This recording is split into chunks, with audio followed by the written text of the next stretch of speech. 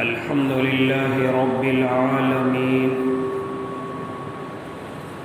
والعاقبة للمتقين والصلاة والسلام على سيد الأنبياء والمرسلين وعلى آله وأصحابه وأزواجه وذرياته أجمعين. أما بعد فأعوذ بالله من الشيطان الرجيم. بسم الله الرحمن الرحيم. يرفع الله الذين آمنوا منكم والذين أوتوا العلم درجات. وقال تعالى: إنما يخشى الله من عباده العلماء. وقال النبي صلى الله عليه وسلم: العلماء ورثة الأنبياء. صدق الله العظيم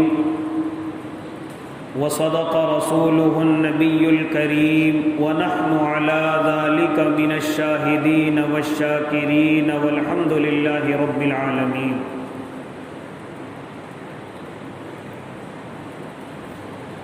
واجب الاحترام ساتھیوں، بزرگوں، نوجوانوں اور معصوم بچوں اور اپنے گھروں میں سماعت فرمانے والی اسلامی مائیں اور بہنوں، اللہ رب العزت نے اس زمین پر ہر چیز کی ایک ضد اتاری ہے. اگر وہ ضد نہ ہو تو ہمیں اللہ کی نعمتوں کا احساس نہ ہو. مثال کے طور پر اللہ اگر بیماری کو نہ اتارتا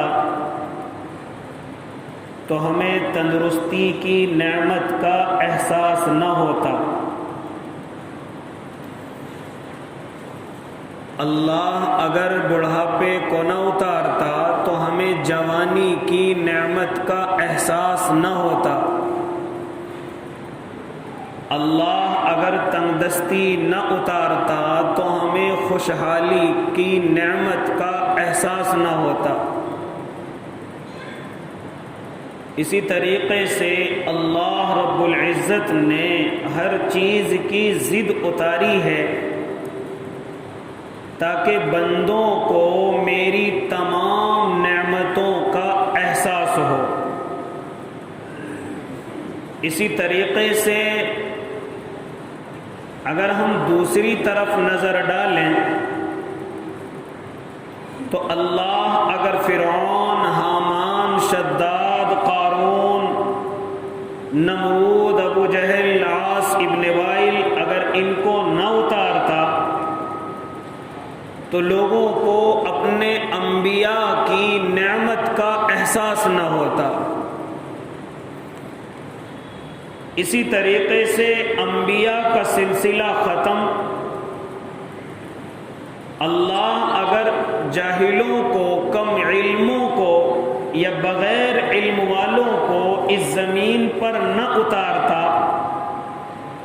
تو ہمیں اپنے علماء کی نعمت کا احساس نہ ہوتا. اللہ نے بڑے بڑے ان پڑھ، بڑے بڑے بیوقوف اس زمین پر اتارے، لیکن اللہ نے ساتھ ساتھ میں ہمارے لیے علماء کی نعمت کو اتارا، جن کی وجہ سے ہم بہت سارے انسان گمراہ ہونے سے بچ جاتے ہیں، غلط راستے پر چلنے سے بچ جاتے ہیں. تو یہ علماء کا ہونا ہمارے لیے ایک بڑی نعمتوں میں سے ایک نعمت ہے، دنیا کے لیے بھی اور آخرت کے لیے بھی. بڑی بڑی ایسی ہوائیں اس زمین پر چلی ہیں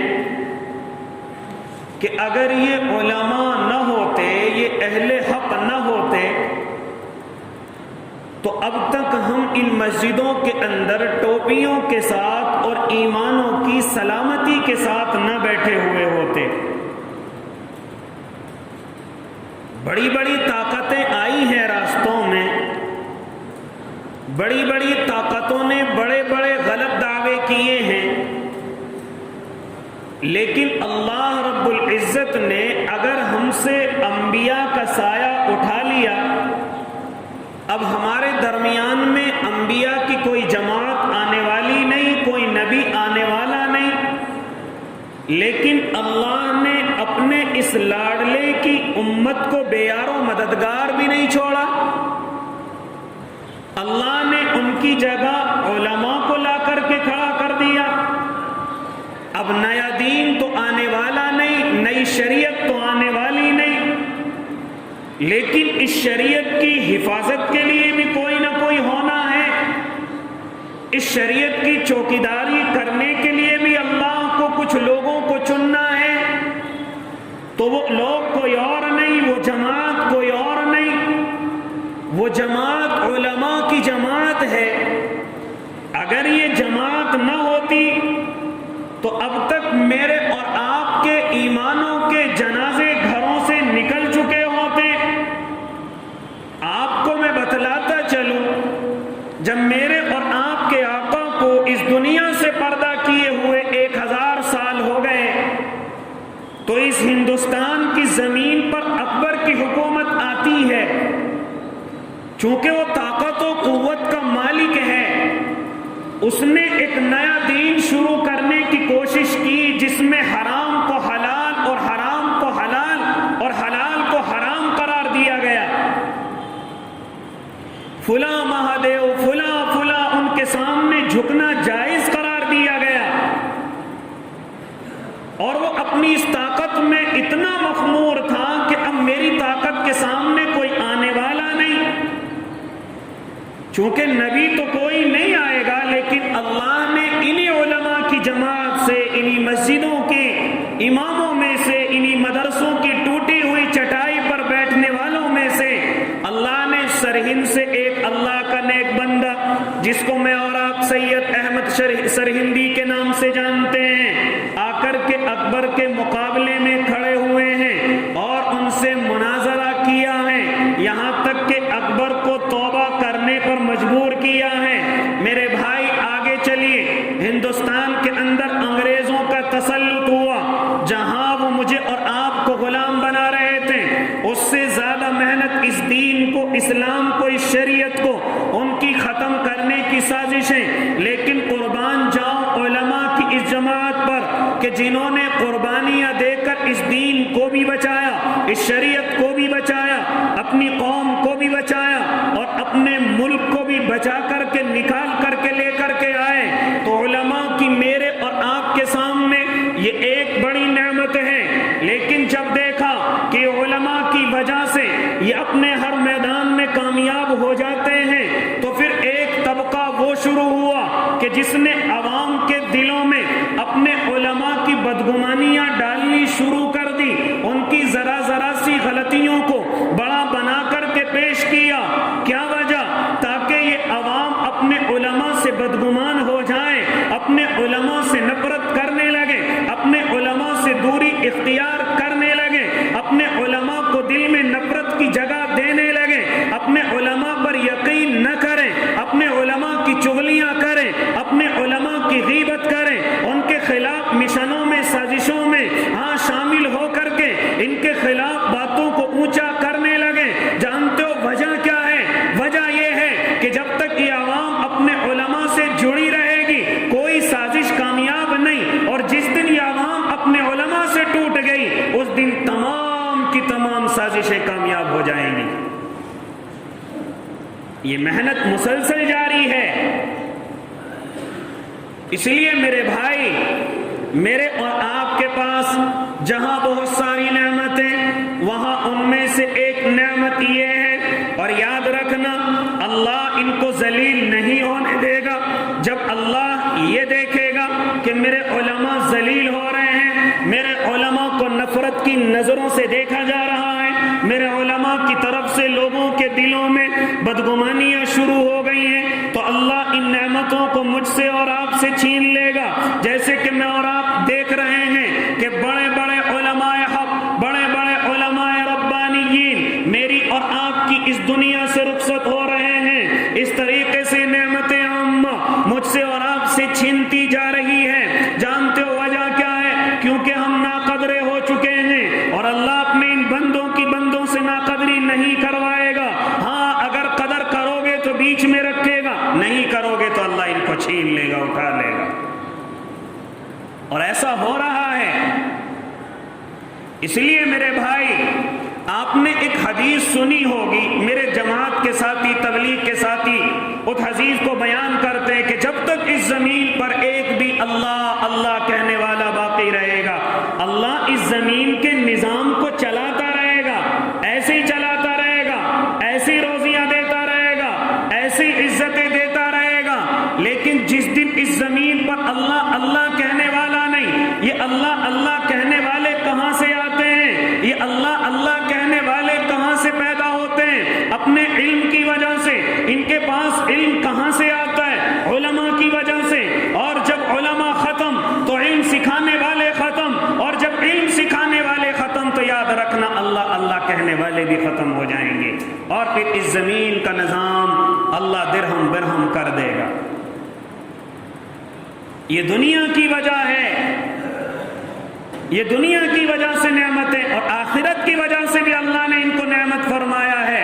آؤ تمہیں بتلاتا چلوں یہ آخرت کی وجہ سے کیسے نعمت ہے، آخرت کی وجہ سے کس طریقے سے اللہ نے اس کو نعمت فرمایا۔ میں نے اپنے علماء سے سنا کہ کل قیامت کا میدان ہوگا، جنتی جنت کے اندر جا رہے ہوں گے، جہنمی جہنم کا ان کو پروانہ مل چکا ہوگا، یہ علماء کی جماعت جنت کی طرف روانہ ہوگی، میرا اور آپ کا اللہ اس جماعت کو روک لے گا۔ اور جنت میں جانے والے علماء کدھر چل دیے، کہاں چل دیے؟ چنانچہ میرے اور آپ کے اللہ سے علماء کہیں گے اللہ ہمیں جنت کا پروانہ مل گیا، اللہ ہم جنت کی طرف جا رہے ہیں۔ تو میرا اور آپ کا اللہ ارشاد فرمائے گا کیا تم اکیلے جنت کے اندر جا رہے ہو؟ کیا تم اکیلے ہی جنت کی طرف چل دیے؟ ذرا اپنے پیچھے مڑ کر کے تو دیکھو، تم سے محبت کرنے والے کھڑے ہوئے ہیں، تمہیں ہدیے دینے والے کھڑے ہوئے ہیں، تمہارے خلاف سازشوں کو ختم کرنے والے کھڑے ہوئے ہیں، تمہاری غیبتوں کو نہ سننے والے کھڑے ہوئے ہیں، تم پر جان نچھاور کرنے والے کھڑے ہوئے ہیں تمہاری سپورٹ میں۔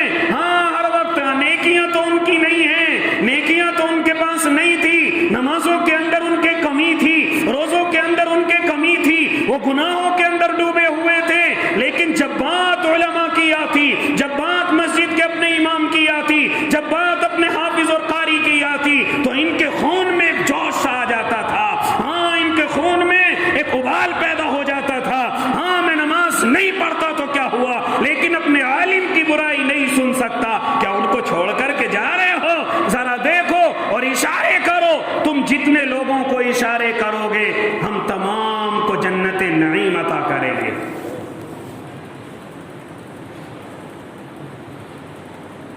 ایک صحابی اللہ کے نبی کی خدمت میں حاضر ہوئے، یا رسول اللہ قیامت کب آئے گی؟ میرے اور آپ کے آقا ارشاد فرماتے ہیں صحابی تو نے قیامت کی تیاری کیا کی ہے؟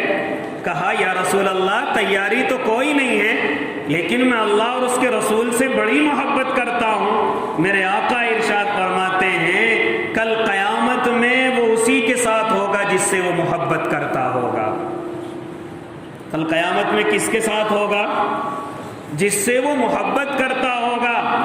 میرے بھائی ایک حدیث اور میں آپ حضرات کو بتلاتا چلوں، میرا اور آپ کا اللہ اگرچہ علماء کچھ غلطی پر ہیں، غلطی کرتے بھی ہیں، اس چیز سے آنکھیں بند نہیں کی جا سکتی، لیکن کیا ہوگا؟ میرا اور آپ کا اللہ ان کو اٹھائے گا اور پردوں کے پیچھے لے جائے گا۔ کیا فرمائے گا؟ اے میرے علماء کی جماعت، اے میرے علماء کی جماعت کے عالم، میں نے تجھے اپنا علم اور اپنا حلم اس لیے نہیں دیا تھا تاکہ میں تجھے سزا دوں، تاکہ میں تجھے جہنم میں یا جہنم کے گڑھے میں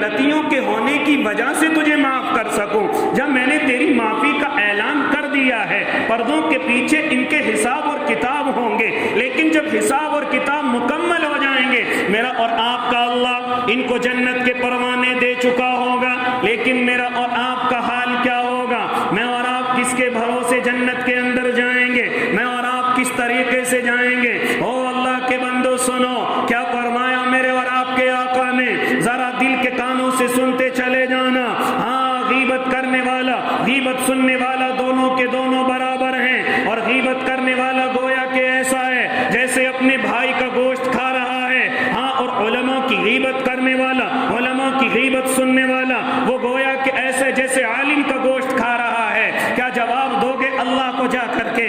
کیا میں اور آپ کیا منہ دکھائیں گے اللہ کو جا کر کے؟ کیا نیکیاں ہمارے پاس؟ ذرا دیکھے تو صحیح اپنے گریبان میں جھانک کر کے، کتنی نیکیاں میرے اور آپ کے پاس؟ کیا کوئی عمل ہے جس کی وجہ سے جنت میں جا سکتے ہیں؟ کیا کوئی نیکیاں ہیں جس کی وجہ سے جنت میں جا سکتے ہیں؟ خدا کی قسم صرف ایک نیکی کر لیجئے کہ ہم اللہ والے اور علماء سے محبت کرتے، اللہ اسی عمل کی وجہ سے جنت عطا کر دے گا۔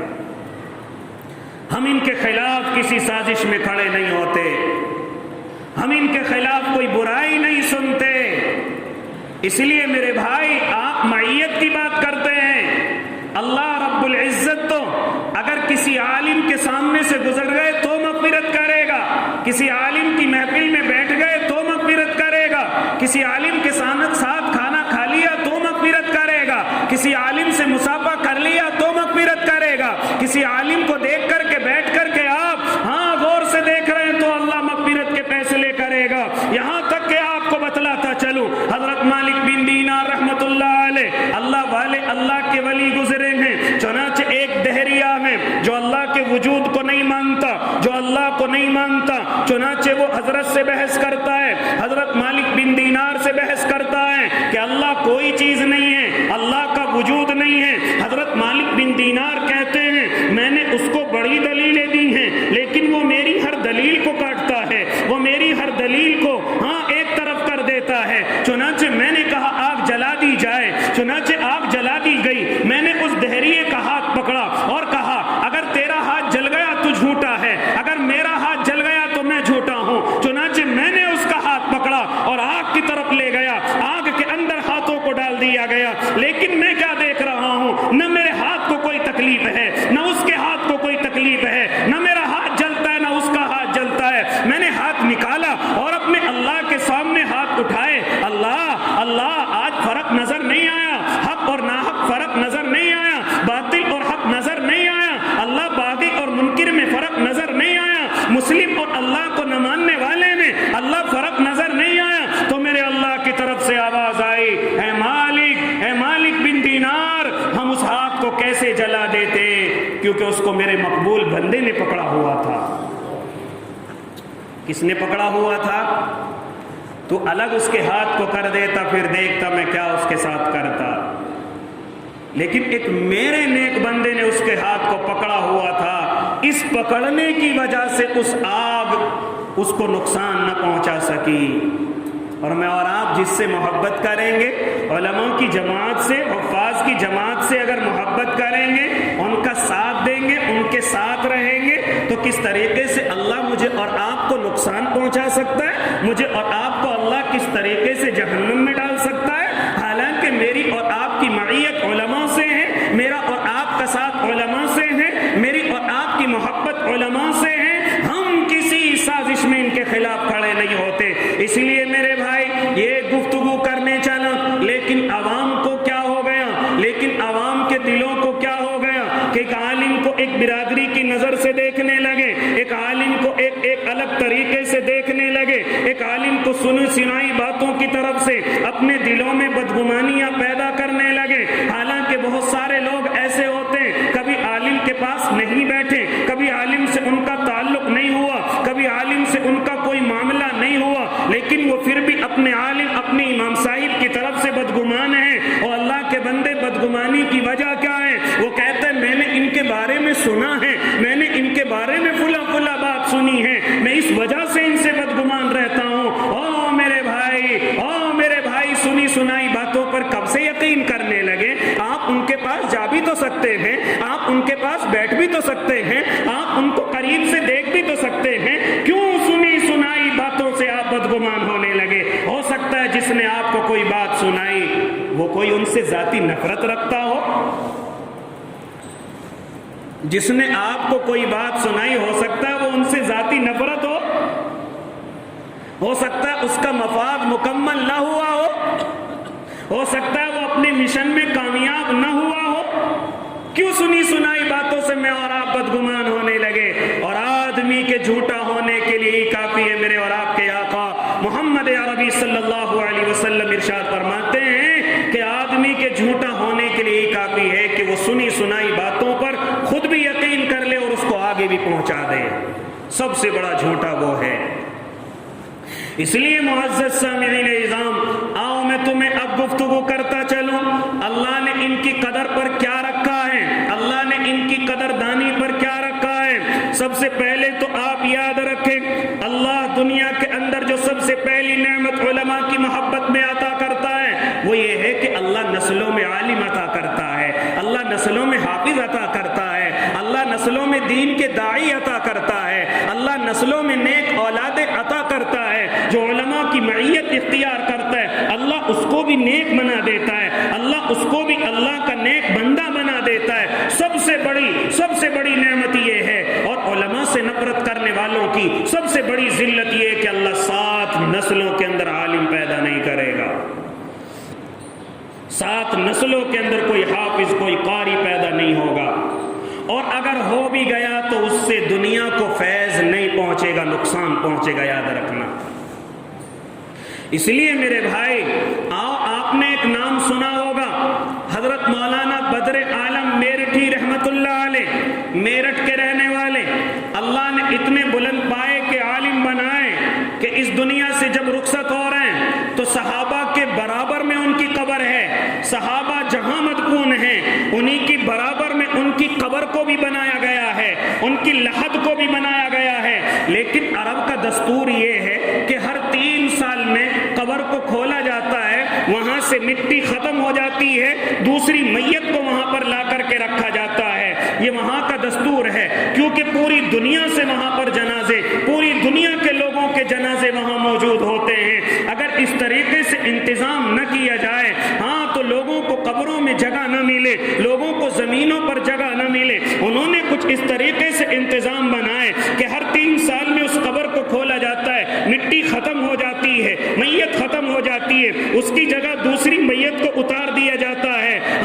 اسی طریقے سے وقت کا بادشاہ حضرت مولانا بدر عالم میرٹھی کی قبر پر بھی پہنچتا ہے. 3 سال ہو گئے اس دنیا سے رخصت ہوئے, قبر کو کھولا جاتا ہے, لیکن اللہ یہ کیا ماجرا ہے, کفن ابھی سلامت ہے, اللہ یہ کیا ماجرا ہے, ابھی مٹی مکمل سلامت ہے, کسی کیمیکل کی وجہ سے کسی دوائی کی وجہ سے ختم نہیں ہوئی. 3 سال ہو گئے, جب دیکھا کہ چہرہ بالکل ایسا کا ایسا ہی ہے, ترو تازہ ہے, کفن بھی تازہ ہے, جس طریقے سے ابھی لٹایا گیا ہو. جب 3 سال مکمل ہو گئے, قبر کو دیکھا گیا, بادشاہ کی طرف سے اعلان ہو گیا, اس قبر کو ایسے ہی بند کر دیا جائے, ہمارا کوئی حق نہیں ہے اس قبر کو ختم کیا جائے یا اس قبر کی میت کو نکالا جائے. 3 سال ہو گئے, اگلے پھر 3 سال ہو گئے, پھر 3 سال کے بعد بادشاہ نے حکم دیا کہ دیکھو کیسی ہے میت کی حالت. پھر دیکھا کہ 6 سال کے بعد ویسی کی ویسی ہے. پھر 3 سال اور ہو گئے, یہاں تک کہ 9 سال مکمل ہو گئے. ارے دیکھو تو صحیح اس قبر کی میت کو. کہا کہ بادشاہ ان کی تو کفن بھی بالکل تازہ ہے, ان کی تو میت بھی بالکل تازہ ہے, ہم کچھ نہیں کر سکتے. بادشاہ نے اعلان کر دیا کہ کس کی قبر ہے, یہ میرٹھ کے رہنے والے مولانا بدر عالم میرٹھی ہیں. لہذا اعلان کر دیا گیا کہ آج کے بعد ان کی قبر کو کھولا نہیں جائے گا, یہ ایسی رہے گی اب قیامت تک. لوگوں نے جب یہ حال دیکھا تو ان کی اولاد سے آ کر کے ملے کہ ایسا کیا عمل تھا حضرت کا کہ جس کی وجہ سے اللہ مرنے کے بعد بھی اتنی بڑی عزتوں سے نواز رہا ہے. اولاد کہنے لگی ہمیں زیادہ تو معلوم نہیں ہے, لیکن ہم نے اپنے والد محترم کو دیکھا ہے کہ انہوں نے کبھی کسی عالم کسی حافظ کی طرف کو پیر تک نہیں کیے, اتنی عزت کیا کرتے تھے. حالانکہ خود عالم ہیں, خود علوم نبوت کو اپنے سینے میں پیوست کیے ہوئے ہیں, لیکن اگر معلوم ہو جاتا یہ بچہ حافظ ہے، اگر معلوم ہو جاتا یہ انسان عالم ہے، تو ان کی بڑی قدر کیا کرتے، یہاں تک کہ کبھی اپنے پیروں کو ان کی طرف نہیں کیا کرتے کہ اس کے سینے کے اندر قرآن ہے، اس کے سینے میں اللہ کے نبی والا علم ہے، لہٰذا میری کیا مجال کہ میں اس کی طرف کو اپنے پیر کر لوں، میری کیا مجال کہ میں ان کو پریشان کروں، میری کیا مجال کہ ان کی بے ادبی کروں۔ ہاں میں نظر آیا کہ یہی وجہ ہے کہ اللہ قیامت تک ان کے کفن اور جنازے کو ایسے ہی رکھے گا۔ آج میرا اور آپ کا حال کیا ہو گیا؟ آج مجھے اور آپ کو کیا ہو گیا؟ میں اور آپ علماء کے خلاف کھڑے ہو جاتے ہیں، علماء کے خلاف سازشیں کرتے ہیں، علماء کے خلاف اپنے دلوں میں بدگمانیاں پیدا کرتے ہیں۔ جب امام نیا نیا آتا ہے تو بڑی قدر و منزلت، اور جیسے پرانا ہوتا گیا تو اب مجھے اور آپ کو برے نظر آنے لگتے ہیں، بدگمانیاں اپنے دلوں میں پیدا کر کے رکھتے ہیں۔ ہاں بہت سارے لوگ تو وہ اس وجہ سے بدگمانیاں رکھتے ہیں، یہ ہماری برادری کا نہیں ہے، یہ ہمارا نہیں ہے، یہ فلاں ہے اس لیے ہم اس کی قدر نہیں کر سکتے، ان کے بڑوں نے ایسا کیا یہ بھی ایسے ہی ہیں، ہاں یہ اس طریقے سے۔ اس لیے معزز سامعین نظام، کبھی کبھی علماء کی برائی کرنے والے علماء بھی ہوتے ہیں اور میری عوام اس میں پھنستی نظر آتی ہے، وہ سمجھتی ہے کہ برائی کرنے والا ایک حافظ ہے، برائی کرنے والا ایک قرآن پڑھانے والا ہے، لہٰذا یاد رکھنا برائی برائی ہے، چاہے وہ پڑھنے والا کرے یا ان پڑھ کرے، میرے بھائی برائی برائی ہے، یہ یاد رکھنا کہ برائی چاہے کسی کی زبان سے گناہ برابر ہے، بلکہ ایسا ہوتا ہے کبھی کبھی اللہ جاننے والوں کو زیادہ پکڑ کرتا ہے، جاننے والوں کی زیادہ پکڑ کرتا ہے، جو جانتے ہیں کہ یہ برا ہے پھر بھی وہ برا کر رہے ہیں، تو یاد رکھنا اللہ ان کی زیادہ پکڑ کرتا ہے۔ ابھی میرا ایک دوست، میرا ایک بھائی ہاں مجھ سے آ کر کے کہنے لگا کہ ایک پڑھا لکھا ایک عالم کی برائی کر رہا تھا، میں وہاں پر برائی سنتا رہا، لیکن میرے دل کے اندر جب مجھ سے رہا نہ گیا تو میں نے اس سے کہا کہ اگر تجھ جیسے اللہ والے ان کاموں کو کرتے ہیں کہ دوسروں کی برائی کرتے ہیں، غیبت کرتے ہیں، تو تجھ سے بڑھیا میں جاہل ہوں، تجھ سے اچھا کون ہوں؟ میں جاہل ہوں، میں کسی کی برائی نہیں کرتا، میں کسی کی غیبت نہیں کرتا، شکر کرتا ہوں اللہ کا، اللہ نے مجھے حافظ نہیں بنایا، اور حافظ بن کر کے اگر غیبت کرنا ہی میرے نصیب میں تھا، برائی کرنا میرے نصیب میں تھا، ہاں کسی کے خلاف سازشیں کرنا میرے نصیب میں تھا، تو اللہ نے اچھا رکھا کہ مجھے جاہل بنایا، اللہ نے اچھا رکھا کیونکہ میں کسی عالم کے خلاف نہیں ہوں۔ اللہ کبھی کبھی اپنے کم علم لوگوں سے بھی ایسے جواب دلوا دیتا ہے کہ اچھے پڑھے لکھے لوگ بھی دیکھتے رہ جاتے کہ جواب یہ سیکھ کر کے کہاں سے آیا ہے، لیکن یہ بات اللہ ہی دل میں ڈالتا ہے۔ اس لیے معزز سامعین نظام، مجھے اور آپ کو چاہیے، ویسے تو میرا اور آپ کے پاس کوئی اور عمل نہیں ہے، ویسے تو میں اور آپ کوئی اور عمل نہیں کر رہے جو اللہ کو دکھا کر کے جنت حاصل کر لیں، کم از کم میں اور آپ یہ تو عمل کر لیں کہ علماء کو اپنے دلوں میں جگہ دے دیں، اس کا کوئی خرچ بھی نہیں ہوگا، اس کا کوئی ٹیکس بھی نہیں آئے گا، صرف محبت کرنی ہے، اور محبت میرے بھائی اپنے علماء سے کرنی ہے۔ کیا فرمایا میرے اور آپ کے آقا نے کہ جب میری امت کے اندر تین چیزیں پائی جانے لگے، یا نبی اللہ وہ تین چیزیں کیا ہیں؟ میرے اور آپ کے آقا ارشاد فرماتے ہیں جب میری امت علماء سے بغض رکھنے لگے، جب میری امت علماء سے اپنے دلوں کے اندر برائی رکھنے لگے، ہاں اور دوسری چیز ارشاد فرمائی جب بازاروں میں عمارتیں بلند ہونے لگے، جب بازاروں میں عمارتیں غالب ہونے لگے، اور تیسری چیز ارشاد فرمائی جب مالداری کو دیکھ کر کے نکاح ہونے لگے، یہ تین چیزیں ارشاد فرمائی جب میری امت کے اندر یہ تین برائیاں پیدا ہو جائیں گی۔ پہلی برائی کہ علماء سے بغض رکھتی ہے، علماء سے نفرت رکھتی ہے، سنی سنائی باتوں پر یقین کر کے اپنے علماء سے بدگمانی رکھتی ہے، اور دوسرا ارشاد فرمایا کہ اپنے بازاروں کی عمارتیں بلند کرتی ہے، اور تیسری چیز ارشاد فرمائی کہ نکاح مالداروں میں سوچنے لگے کہ مجھے تو مالداروں میں نکاح کرنا ہے۔ یاد رکھنا اللہ اس امت پر 4 عذاب نازل کرے گا۔ پہلا عذاب یہ ہوگا کہ اللہ قحط سالی کو ڈال دے گا، بھوک برکتوں کو اٹھا لے گا. لوگ بھوکے مرنے لگیں گے, لوگوں کے کاروبار ختم ہو کر کے لوگ قرضوں میں ڈوبنے لگیں گے, بارشیں رک جائیں گی. یاد رکھنا یہ امت قحط سالی کا شکار ہو جائے گی, بھوک مری کا شکار ہو جائے گی, قرضوں میں ڈوب جائے گی, یہاں تک کہ روزی روٹی کی وجہ سے پریشان ہونے لگے گی. دوسرا ارشاد فرمایا اس پر حکمراں اپنے مظالم کرنے لگیں گے, ظلم کرنے لگیں گے. تیسری ارشاد فرمائی حکام خیانت کرنے لگیں گے, یعنی تمہارے حصے کی جو چیزیں آئیں گی بڑے بڑے لوگ تم سے پہلے ان کو چٹ کر جائیں گے. اور چوتھی چیز ارشاد فرمائی دشمن تم کو اکیلا دیکھ کر کے حملہ کرنے لگیں گے. یہ کس نے فرمایا؟ میرے اور آپ کے آقا محمد عربی, کہہ دو زور سے صلی اللہ علیہ وسلم. کیا ایسا نہیں ہو رہا ہے؟ کیا میں اور آپ بھوکمری کا شکار نہیں ہو رہے ہیں؟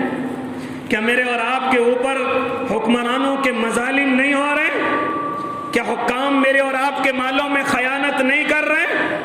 کیا مجھ پر اور آپ پر حملے نہیں ہو رہے؟ کیا کس وجہ سے ہے؟ علماء سے بغض رکھتے ہیں, کس وجہ سے ہیں؟ بازاروں پر بڑی محنت کر رہے ہیں, کس وجہ سے ہیں؟ نکاح کے لیے مالداروں کو تلاش کر رہے ہیں. بڑا سے بڑا غریب بھی یہ سوچتا ہے کہ مجھے مالدار ملے, مجھے مالدار ملے. غریب کی بیٹیاں بیچاری راہ تک رہی ہیں کون ہے جو ہماری ڈولیوں کو اٹھا کر کے لے جائے گا, لیکن کوئی نظر نہیں آتا, کوئی نظر نہیں آتا. تو پھر یہ امت ان چار عذاب کے اندر مسلط ہو جائے گی. اس لیے میرے بھائی مجھے اور آپ کو کرنا کیا ہے؟ اس کے لیے بھی میرے اور آپ کے آقا ارشاد فرماتے ہیں. کیا ارشاد فرماتے ہیں؟ اعد عالما او متعلما او مستمعا او محبا فلا تکن للخامس فتہلک. کیا فرمایا میرے اور آپ کے آقا نے؟ یا تو تم عالم بننا, کیا فرمایا؟ یا تو تم عالم بننا یا متعلم یعنی طالب علم بننا. تیسری چیز فرمائی اگر عالم نہ بن سکو, اگر طالب علم نہ بن سکو تو پھر ان کے علم کو سننے والے بننا, او مستمعن سن کر کے فائدہ اٹھانے والے بننا, سن کر کے علم سے ان کے فائدہ اٹھانے والے بننا. کیا فرمایا؟ اگر تینوں چیزوں کا بھی وقت نہ ملے اور ہمت نہ ہو, یعنی عالم نہ بن سکو, متعلم نہ بن سکو, یا ان کے علم کو سننے کا وقت نہ ملے, تم اتنے بزی ہو جاؤ, فرمایا او محبن کم سے کم ان سے محبت ضرور کرنا, کم سے کم ان سے محبت ضرور کرنا. فرمایا اگر یہ تیسری چیز بھی نہ ہوئی اور تم چوتھی چیز میں پڑ گئے, چوتھی چیز میں پڑ گئے, ان سے بغض رکھنے لگے, فرمایا پھر تم ہلاک ہو جاؤ گے, پھر تم برباد ہو جاؤ گے. تمہاری بربادی کو کوئی روک نہیں سکتا, تمہاری ہلاکت کو کوئی روک نہیں سکتا. تم کاروبار تو کرو گے لیکن کامیاب نہیں ہو سکتے, تم کامیابی کی طرف قدم تو اٹھاؤ گے لیکن کامیابی نہیں ملے گی. کیوں؟ جہاں اس کی بہت ساری وجوہات ہوں گی, ان میں سے ایک وجہ یہ ہوگی کہ تمہارے دل میں کسی نہ کسی عالم کا بغض ہے, کسی نہ کسی عالم سے تم بغض کرتے ہو, بغض رکھتے ہو. اس لیے معزز سامعین اعظام, محبت کرنے کا کوئی خرچ نہیں ہے, محبت کی نظروں سے دیکھنے کا کوئی خرچ نہیں ہے. اس لیے روکو ایسے لوگوں کو. میں نے ابھی کیا بتلایا کہ ایک میرا بھائی کہتا ہے کہ اگر چغلی کرنے والا ہے تو, اگر غیبت کرنے والا ہے تو, اور تو اپنے آپ کو حافظ کہتا ہے, اپنے آپ کو یہ کہتا ہے میں پڑھا لکھا ہوں, تو تجھ سے بہتر میں ان پڑھ ہوں, کیونکہ میں کسی کی برائی نہیں کر رہا ہوں, میں کسی کی برائی نہیں کر رہا ہوں. اس لیے میرے بھائی مجھے اور آپ کو چاہیے کہ ایسے لوگوں سے اپنے آپ کو بچا کر کے رکھیں, ایسے لوگوں سے اپنے آپ کو دور رکھیں کہ جو عالم کے لیے سازش کر رہے ہوں, جو عالم کے خلاف اپنے قدموں کو اٹھا رہے ہوں. ہاں ہو سکتا ہے یہ سازشیں کرنے والے پڑھے لکھے ہوں, ہو سکتا ہے یہ سازشیں کرنے والے تمہیں بظاہر اللہ والے نظر آ رہے ہوں, لیکن میرے اور آپ کے آقا نے یہاں بھی ارشاد فرمایا کہ اگر کسی عالم میں ظاہری کوئی غلطی نہیں ہے, یعنی کوئی غلطی ظاہر میں نظر نہیں آ رہی, صرف ہم نے سنا ہے, صرف ہم نے سنا ہے, یہ سننے سنانے پر اعتبار نہیں, اگر ہم نے کوئی ظاہری غلطی نہیں دیکھی اور پھر بھی ان سے بغض رکھتے ہیں, میرے اور آپ کے آقا ارشاد فرماتے اس کے کفر کا اندیشہ ہے. کہیں یہ کفر کے اندر تو نہیں مرے گا, کہیں یہ کفر میں مبتلا تو نہیں ہو گیا. اس لیے کبھی ہو سکتا ہے کہ نماز لیکن غارت جا رہی ہوں، روزے بھی رکھ رہے ہوں لیکن غارت جا رہے ہوں۔ اس لیے فرمایا میرے اور آپ کے آقا نے کہ اگر کسی عالم میں ظاہری کوئی غلطی تمہیں نظر نہیں آتی اور آپ پھر بھی اس سے بغض رکھتے ہیں تو آپ خبر لے، کہیں آپ کافر ہو کر کے نہ مر جائیں، کہیں آپ اس دنیا سے رخصت ہوں حال یہ کہ ایمان تمہارے پاس نہ ہو۔ اس لیے معزز سامعین اعظام، مجھے اور آپ کو چاہیے، اب میں ایک اور بات آخری گفتگو کرنے چلا، اب موقع نہیں، انشاءاللہ اگلے ہفتے اللہ مجھے بھی اور آپ کو بھی عمل کی توفیق دے دے۔ جنہوں نے سنتیں نہیں پڑھی وہ سنتیں پڑھ لیں، اور دعا کرے اللہ ہمیں علماء کی قدردانی اور ان کی محبت عطا فرما دے۔ آمین۔